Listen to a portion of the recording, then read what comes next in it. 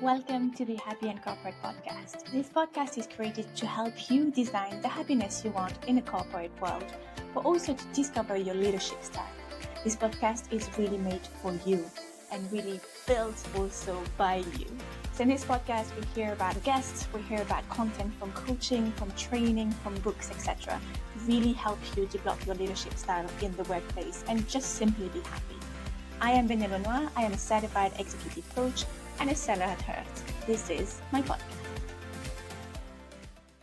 Yes, we are welcoming Jennifer Paine, and Jennifer is an executive coach, but most importantly, a career coach for women in tech. In this conversation, we talked a lot about layoff situation to career, to inequality between men and women in terms of salary and how to overcome some of those elements that are sometimes very difficult to handle as a woman. It's a conversation not only for women, also for men. So please stay on and listen. Those of you who are men and listening to this podcast. But welcome to my conversation with Jen. Hi, Jennifer. Hey, Benner. How are you? Good, and you? Yeah, I'm doing very well. Very well. It's been a really exciting week, and I'm looking forward to this casual chat with you. Yeah, I'm looking forward to it. And also for people listening to us, Jennifer had an amazing webinar last night or yesterday afternoon. And she's been giving her everything yesterday night, but she's still here today to record with me. So I'm very honored. Maybe for people that are listening to us, can you introduce yourself? Sure. Yeah. My name is Jennifer Paine. I'm 33. I live in Amsterdam with my amazing Irish partner. I love hiking. I really enjoy trying out new coffee places everywhere I go. I also love being creative, painting, drawing, but I have to say I don't take enough time to do that. So that's something that I really want to work on as soon as possible. And yeah, in my daily life, I work as a career coach for women in tech in my own business. Nice. I love how you shared first things about you and then, I do that for a living, because some people tend to do the other way around. This is my work. Oh, and this is me. Yeah, honestly, that's something that I changed, I would say, a couple of years ago, because I feel like at least a couple of years ago, when I met new people, especially working in tech, when you ask hey, share something about yourself or who are you, I think the first thing you always said, or at least many people around me still say, is I am put in, your role. So I'm a sales manager, I'm an account executive, I'm a product manager. Wow, I think that doesn't really define anyone, and it doesn't define me either. So that's why I'd like to just start with a bit more on the personality side before diving into the professional stuff. I love it. The next question I had was why do you help women in tech? What drove you there? Why coaching? A little bit of everything of why. Yeah, it makes sense. So I absolutely loved working in tech myself. So when I started working for LinkedIn, which was the first job I had in tech, I really felt like I flourished as a person and also professionally. Definitely the international environment, the diversity in teams. I just really thrived in that environment. But at the same time, I also experienced some challenges, I would say, as a woman in tech, because I at some point was underpaid versus, for instance, my male counterparts. And I also felt like there was a lack of female mentors or role models for me in my career to sort of pull myself up to.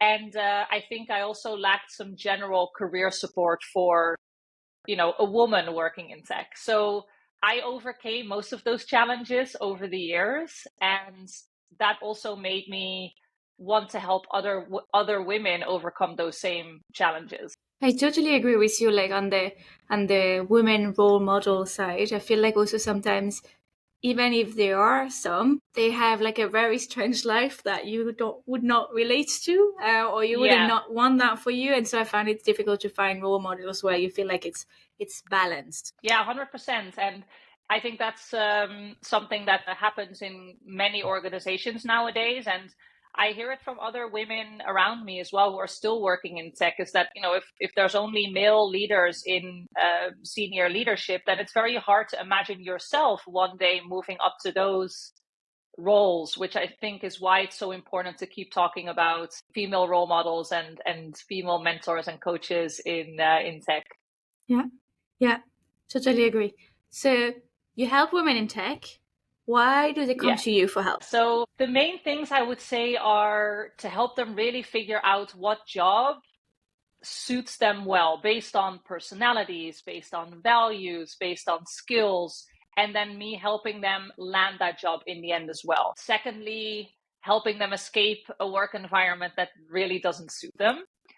So whether it's a toxic boss, whether it's, working 60, 70 hours a week and not getting any, flexibility there. Those are things that are really hard to keep up with for anyone, right? So then I will really help them reflect on their values, understand why they are who they are, and then help them understand what are their career priorities. And then again, help them really decide and create a path forward for themselves. And usually that involves moving to a different employer. And I would say the last thing is offering them structure and coaching in the job searching process. So that could be elevating CV and LinkedIn profile, all the way through presenting themselves well in interviews. And the big one is also salary negotiations. So it's like helping, I feel it's like helping women find alignment between what they do and who they are, as well as knowing who they are, but Yeah. also helping them handle the tricky situation or the situation that I wish we would have been taught in school, about like negotiating your salary or, Yeah. what do you do in a toxic environment and da da da. And those skills that I feel you develop later in life, but you need to go through like a failure on that side to be like, okay, I've learned and I know how to identify things now. Yeah, and I think I was lucky, or you can say unlucky, that I've experienced practically all of those things myself in my career. As I mentioned before, the being underpaid as a woman versus my male counterparts, like you need to go through that to understand and to also sort of register that this is a thing.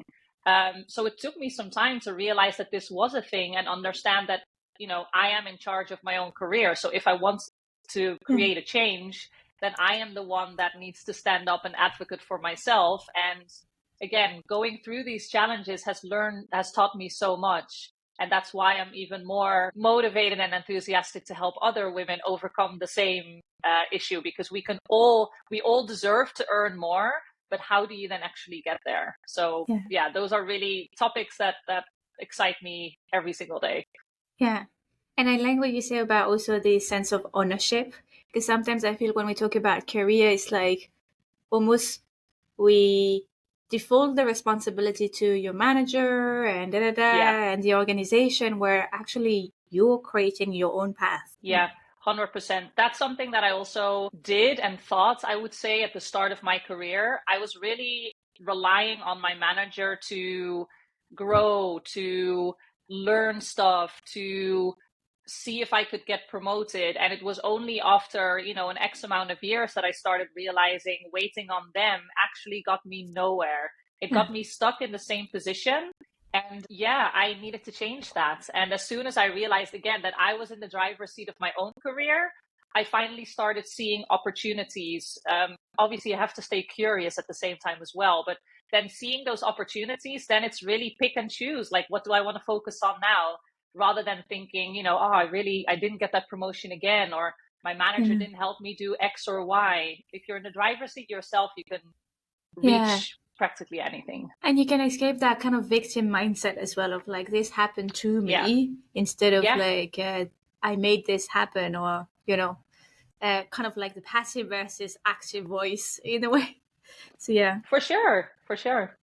Um, are there like any tips or tricks that you found with your clients have been like super successful, or like revelatory? I'm not sure this is an English word, but like like it was a revelation for them when they were like, okay, realizing something quite powerful. Yeah, that's actually a great question. So I think advocating for yourself is one of the most important pieces. I just obviously mentioned a part of that, but nothing comes by itself in life. Like you have to work for it. And if you want to achieve something, whether it's a promotion or whether it's getting involved into a specific project at work, or whether it's developing certain skills, whether it's getting a mentor at work, advocating for yourself is one of the first most important steps, because without sharing what you're working towards, without sharing your goals, it will be really hard to actually achieve something. Again, if we're relying on others, it's very easy to stay stagnant. So the female role models that I did have when I was still working in tech were the ones who actually advocated for themselves. And I see that with my clients as well, the ones who land the promotions, the ones who get the amazing jobs, advocate for themselves. Advocating for yourself is like super critical. How do you have like any tips on how to start doing that? Yeah, that's also a great one. Practicality. So, yeah, for sure. We need actionable takeaways. So this is a tough one because it really depends on someone's personality. And I struggled with this when I was at the start of my career as well. I was afraid to ask for things because I was afraid of being considered needy or, like, oh, I want this, I want that. Like I was really afraid to sort of speak up for myself because that also wasn't really who I was and still not really who I am. So what I mostly learned is you can advocate for yourself, but still stay true to who you are as a person. So if you are someone who's, maybe more introverted or who doesn't like to shout from the top of the roof, like, look at me, I'm so great, that's okay. Advocating for yourself can also mean simply having a first conversation with your manager, just one-on-one in a small room, and sharing with them what career goal or life goal or personal goal you're working towards and asking them for help. Because again, sharing those goals or making it known what you're working towards will actually that's actually already the first step in you working towards that goal. And keeping it to yourself means, nobody knows about it, nobody's able to help you out, and it will be so much harder for you to reach that goal. Yeah. Also, I feel like when you tell them, articulate them, they also becomes much more real. Yeah, As in for when it's sure. when it is in your head, it can like be so tiny to not taking place, etc. So Yeah. yeah, And almost diminishing it for yourself because it yeah, stays, again, like you say, it stays in your head. So you're almost making it smaller and smaller versus when you speak up about it. And again, that yeah. can be, starting very small in just a conversation with a coworker or your manager. You've planted a seed. And if you have a good manager, they will also continue to ask you about it and support you on that journey, even if you might not bring it up. This also makes me think that one thing that I found also quite useful is to switch off from the I'm bragging, I'm communicating kind of Yeah. mindset, which a lot of women might be like, oh, this is not me, is also to think about the value that you're bringing. So what do they care about? What can help them? And me being a helper, it's Yeah. much more aligned with, okay, I'm bringing them value, I'm going to help them, etc. While achieving my goals in a way. Yeah, definitely. And when you think about the value you've added in a project or, by helping someone else and you focus on the value that you added, it makes it less about bragging because you're sharing a reality, you're sharing Yeah, facts. exactly. I think that's a pretty important and really good mindset shift that you mentioned there. Hello, more than 90% of you are not yet subscribers of the podcast. And so if you can do me one favor and one favor only, the only favor I'm ever going to ask you is to subscribe to the podcast. It allows me to bring even better guests in the future, even more interesting guests in the future, but also develop this content. Thank you. I know that, you're working with people that are in tech. And everything that is happening in the world around tech recently, layoffs, etc. Do you have any like piece of advice for people that are going through a tough time, women specifically, on how to navigate that journey? Yeah, that's a good one. I was actually recently on another, like, a LinkedIn Live conversation specifically around how to navigate, life after layoffs. Yeah. And the most important thing, I think, is to just take time to let that news sink in and to let it land, because it's a lot to take in, whether you've been working for an organization for a couple of months, a couple of years, or maybe 10 to 15 years. Like, it is a lot to take in. Like, it's a complete shift to your reality in your life, and it will have a huge impact. And if you take some time to sit with your feelings, let it all just sink in, name your emotions as you feel them. Oh, I feel I think I feel frustrated, or maybe I feel sad right now. Actually labeling those emotions, you also create more distance between yourself and the fact that that layoff happened to you, right? And I actually have quite some conversations regularly with women who have been recently laid off. And the ones who usually thrive the most are the ones who actually take a bit of time, again, to sit with their feelings, talk to friends, partners, former colleagues, or therapists before diving headfirst into the job search again. Because you will get a big blow at some point.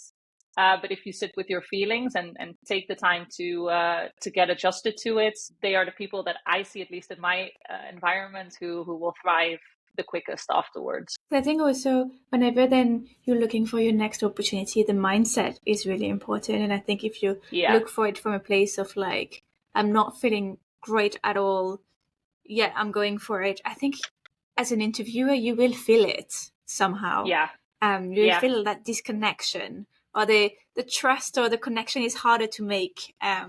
So it's important, I think, to first have the right mindset to get into that process, because it's not an easy process to find the next job opportunity when True. you don't have a job right now. Yeah, no, I completely agree. And I think that what is a big thing is, accepting that this was a business decision and not something first, something against you as a person. And I think that's a big one, I would say, for anyone, but especially for women. I've heard it so often where they, feel like, what have I been doing wrong? Or I was performing better than someone else on my team, yet I was the one who got laid off. What did I do wrong to deserve this? And again, that's a reality that usually sets in over time. And again, after having conversations and reflecting, but usually you need to take some time before you can actually have that realization, especially when emotions are still so high just after you get the news. Yeah, yeah, definitely. 100% agree. Anything that you wish personally you would have known before?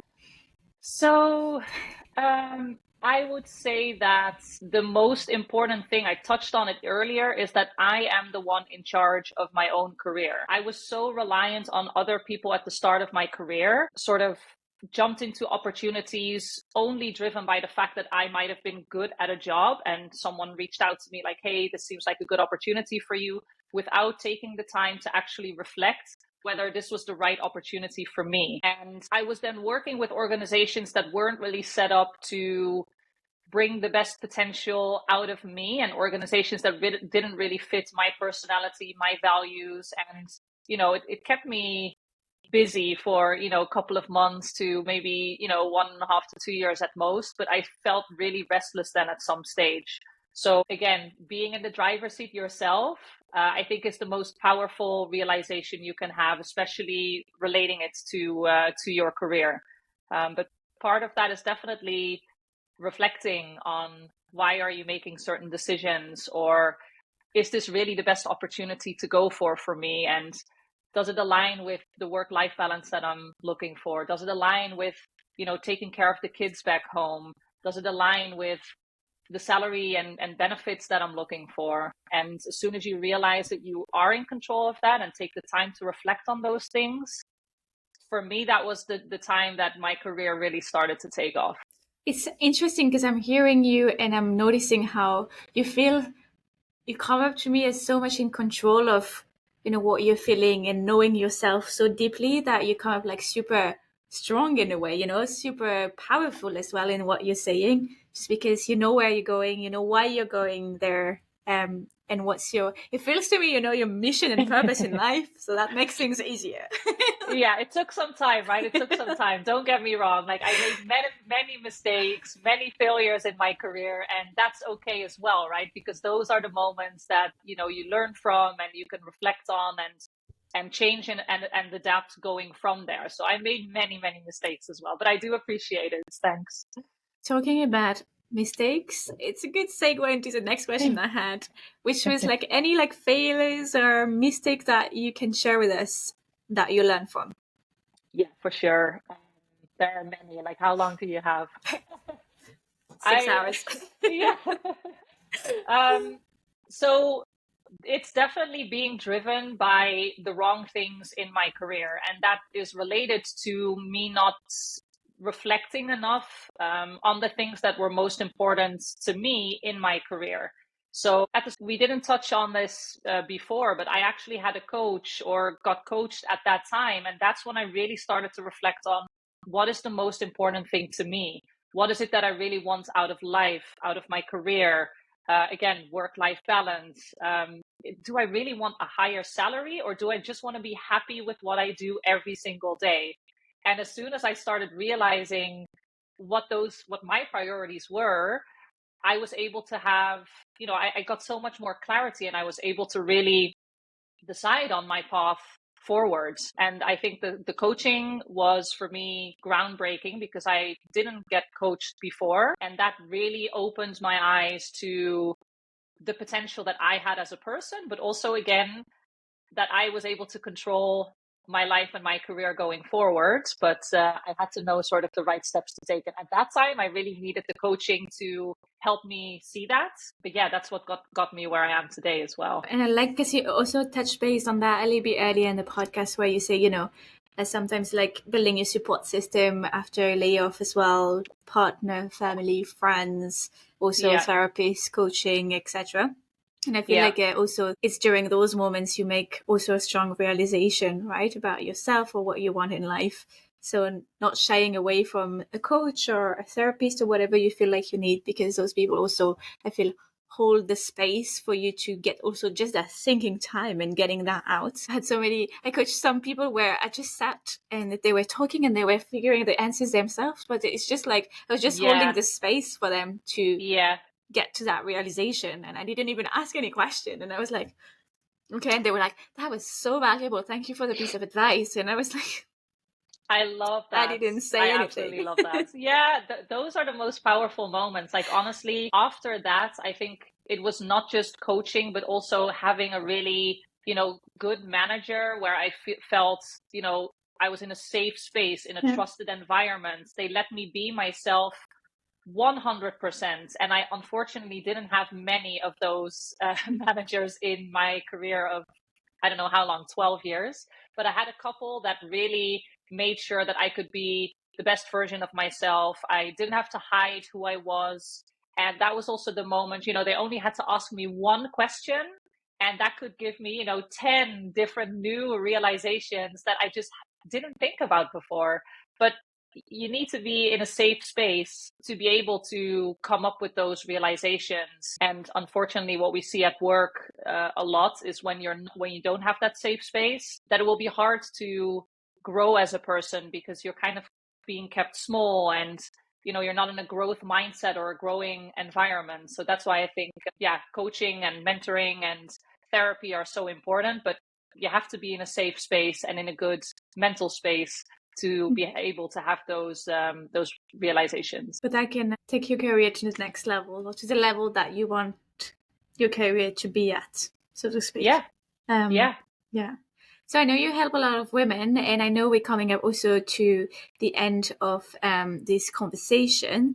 So what type of help do you provide people with? You touched base a little bit on that at the beginning, but what type of help do you provide women in tech with, and where can they find you? Yeah, good one. So I help women in tech accelerate their careers through one-on-one coaching. So I've built a 3-month coaching program where I support women to reach the next level in their career. At the moment, that's mainly helping them land their dream job. But there's a lot in store for the future, a lot of plans that I have to increase the services that I offer women. And yeah, anyone can find me on LinkedIn. I'm very active on LinkedIn, sharing content every day. And I have many conversations, whether it's on posts or DMs, women reaching out to me, asking me questions, asking for help on their careers, which I absolutely love. So if anybody has a question for me relating to their career, or any tips that I can share with them, they're more than welcome to reach out to me on LinkedIn and have a conversation. Love it. And honestly, invite people who are listening or watching this podcast just to go there and follow you and watch your posts, because they're all packed with like golden nuggets. I am a very reliant follower. But no, but that's true. They're really packed with golden nuggets. So I really invite everybody to have a look and see if that would be someone that you would love to have in the influencers in your feed, so to speak, on LinkedIn. But thank you so Love much, it. Jennifer, Thanks. for your time today and for the knowledge that you just shared with us. Really appreciate it. Thank you so much for having me. I really appreciated this conversation. Let's do this again. Yes, maybe part 2 will be coming. Who Yes. knows? Exciting. Thanks. Thank you. If you like this podcast, please do share it with someone who would like it as well. Thank you for listening.